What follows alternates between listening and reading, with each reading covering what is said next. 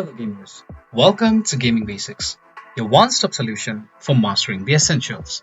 Let's dive in and level up together. In this video, I'm going to show you how to play Monopoly Go on your PC.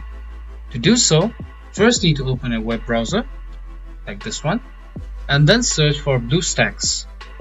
Once you've searched, go to this website called bluestacks.com, like so, and then click on download.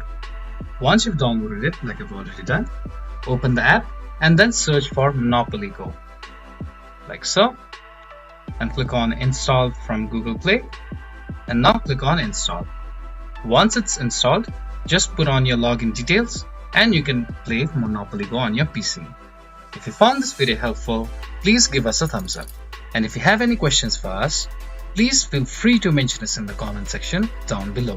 Also, don't forget to hit that subscribe button and ring the notification bell so you never miss out on our latest guides and tutorials.